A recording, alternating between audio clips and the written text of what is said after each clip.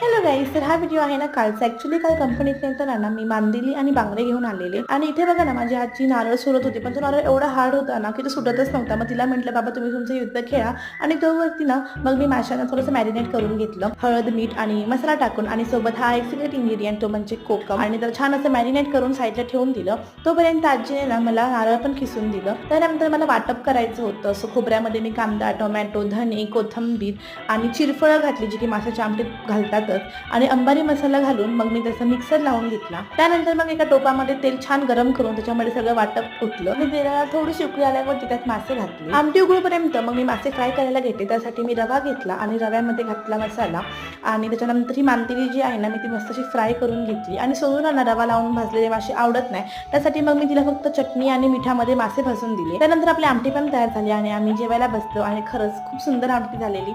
So पुन्हा भेटूया एका नवीन व्हिडिओमध्ये. तोपर्यंत बाय बाय.